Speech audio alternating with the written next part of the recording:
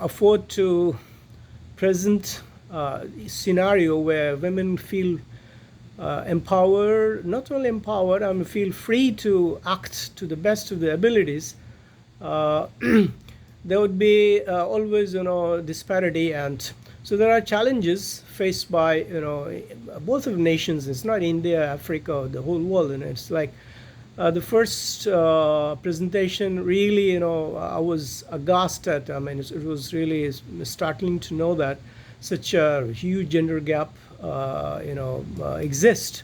And despite all the legal reforms and legal provisions that we have, uh, so it's disheartening to know that the scenario is not so bright, despite all the legal reforms being taken in India. So far, has not been able to accord equal pay, equal jobs, and has not been able to afford, for the women to afford the parity for the equal number of hours they put in their jobs. So how are we going to build, infrastructure and entrepreneurships and skill building programs where women go shoulder to shoulder and they have the financial independence and all empowerment? Of course, with the opening of the accounts, with opening the doors for women for all kinds of jobs, all fronts, has changed scenario, and it's a bit more hopeful, but still it lacks a lot on front of the enrollment in the schools and colleges, the dropouts, the kind of full hours job employability. Is mostly, seasonal labor, seasonal job in the so increasing women's political participation through quotas and reservations, that could be a step forward, because women have been subjugated. They have not been in the forefront, and there's still, their decisions that concern their own life are being decided by men, because we obviously live in a male-dominated society where most of the decisions concerning their fate also are taken by men somehow or the other. It's a socialistic construct, and we have had and so women have to prove twice their worth on all front to be recognized as. So obviously, the kind of statistics, analysis, and when we find that Fortune 500 companies, they don't have the women CEOs as compared to men, even where they are the helm of affairs, they're not given the full fledged role to play, and they're being, so their needs and concern needs to be, addressed in its true sense, and it can happen only, not only just by social reform movements or by, legal safeguards. It has to come from sanitization, gender sanitization, advocacy for changing attitudes and behavior. Largely, men in society, men have to realize that if don't give them the full leverage of whatever capabilities or resources, or we must foster a more supportive environment. And this goes without saying. It's rest all over the world. It's like rampant, and including the USA. And that's what Madam, the first speaker, pointed out, the wide gulf, the kind of hiatus that we.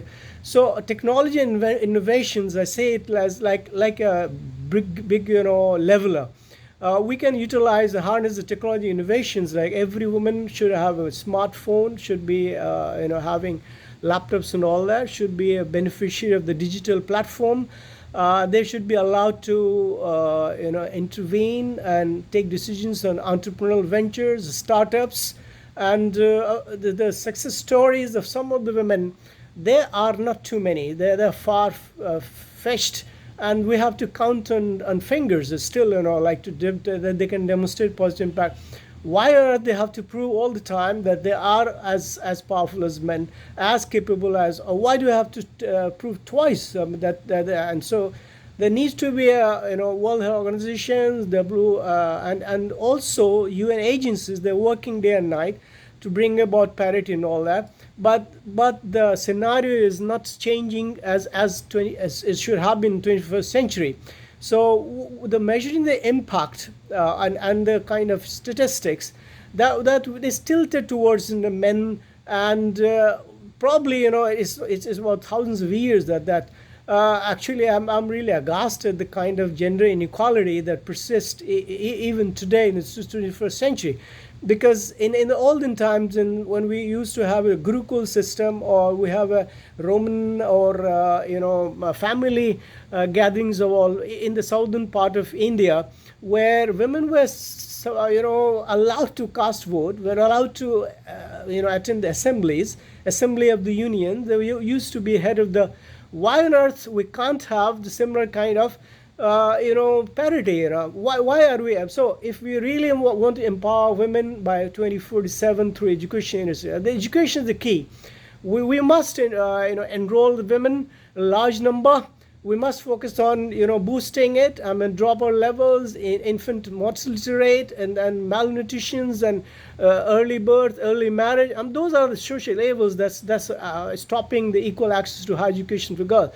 This aims to create a more equitable society, not only in India, but also like Africa and even the Western countries. I would say women's health is being improved with initiatives such as financial assistance. Some of the steps being taken by Indian government now is praiseworthy in the sense that we have had insurance backup and financial assistance, fast track courts to expedite cases, criminal cases, but still we often hear the news of subjugations, of corrupt practices, of molestations, of harassment. It's quite common in our society.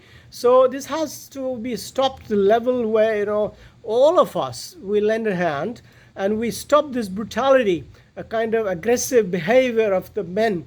So non-government agencies, apart from the government, they can play a very crucial role by supporting educational drives, like each one teach one, each one plant one, like we can plant so each one teach one can come. Why on earth when girls are left behind? Why they are forced to just stay in the kitchen, cook, and they step away from the mainstream of media, mainstream of schooling, mainstream of. So we need to advocate for women's rights through their initiatives. NGOs help women gain independence, confidence, and opportunities for personal professional growth. So it's not about professional growth itself, it's also about the personal growth. So empowering women at the grassroots level provides education, skills training, access to resources, and gender equality requires awareness campaign. That's very important, and we need to be aware that there's something fishy, something very wrong with our society.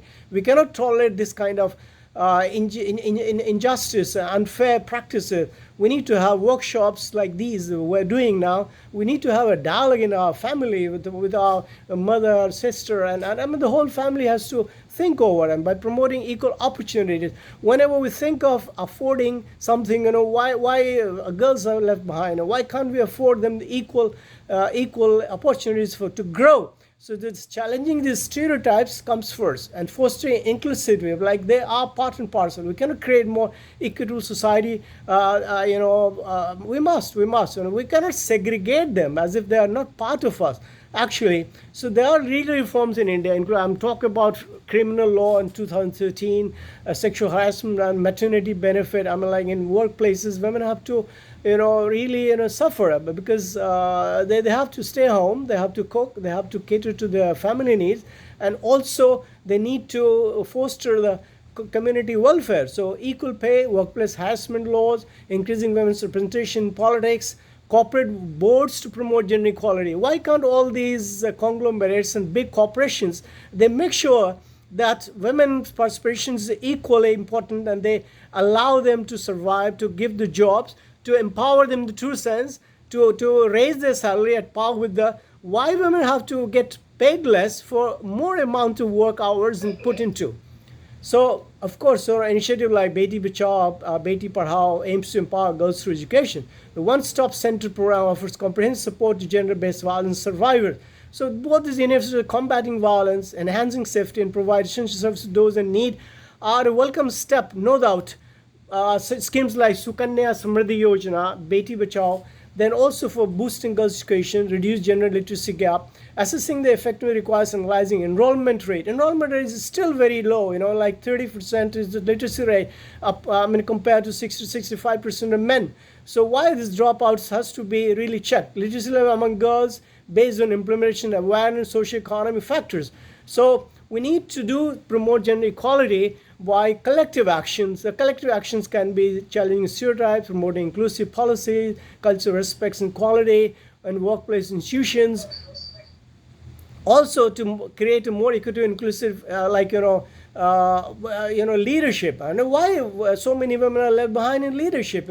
Why do we have to count, just a couple of them leading, or even the legislations and parliamentarians? And we think of the Lok Sabha, Raj Sabha, and all that. The women's participation is not compared to their actual population. So empowering women economically, socially is crucial for progress towards gender equality and inclusivity, highlighting successful women. And there are some women I would like to mention about, because they are the exemplars. They have paved the way for the future generation.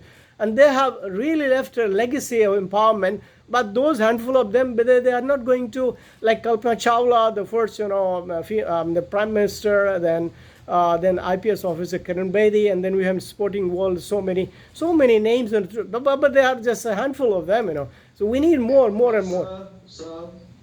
Sir, kindly conclude and give your own ideas how we. Yes, I'm winding up now. I'm wrapping up this. What I'm really trying to impress upon, reiterate that we need access to equality education. We need more training opportunity for women. Probably maybe more vocational training for them. Probably gender equality workplace and equal pay. The government must ensure that no private organizations has any discriminatory law that bars them from having equal pay. Also, we have to have financial resources to support them and to start a new startup. Also, affordable childcare, work-life balance policies, like they should be given a maternity leave. There should be elimination of gender-based violence and inclusive decision-making. So obviously, they should be given a free hand to decide their own future and career. So dynamic governments can always think of leveraging the technology, innovation, active participations, and challenging traditional norms and positive societal change towards equality and women's empowerment. So my mantra is like empower women, unleashing strength within. Women are equally powerful, if not less. They let them rise, let them unite, let them empower. Women's power shines bright, really. Honoring women's resilience and influence reverently, that's the whole panacea of the evils in our society. Thank you so much for being with me. Thank you, Mr. Mohammad Haseen Ahmed. So over to you, Dr. Amna. I'm not going to comment anything. It's your forte. Everybody's forte. But over to you, Dr. Amna. Yes, I must say this is a very interesting paper, and because today when India is leading women-led development and tomorrow being International Women's Day, the idea that how you can add more to governance by having an inclusive participation through grassroots empowerment, because women-led development, it is somewhere a subtle critique of the Western variables used with respect to measuring women empowerment. So today, for example, it is not only about how many women are present in parliament, but about what is the role women will play in climate change, in food security, in migration. So the theme of that's there for tomorrow also, that is accelerate progress by investing in women. I think Hassan Sahab's paper with respect to empowering women dynamic governance strategies in India and Africa indeed is a very important addition, and all best wishes. So it's a very significant paper. And sir, this paper, especially because the theme of International Women's Day, it collides with how can we add more to progress by getting a gender sensitive perspective. Very interesting paper, sir. Thank you so much for those ennobling words, Manish Kumar sir. Thank you for allowing me to express myself. Yeah. My only one comment. Your paper is really descriptive. So if you add some data, so it will be more informative. That's true. To the data. That's true. So I think so. The only thing that Dr. Nitish Bagaria's ideas, that data, and your is whole presentation. So data right now, data is the most important idea. So thank you very much, sir, and I appreciate your patience during the seminar. Thank you. Have a nice day. And one of our students, Mr. Solomon, also joined. Thank you, Solomon, for joining us. Okay. Now we move further, and the second last presenter, Mr. Sandeep Chopra. And I think, Mr. Sandeep, are you here?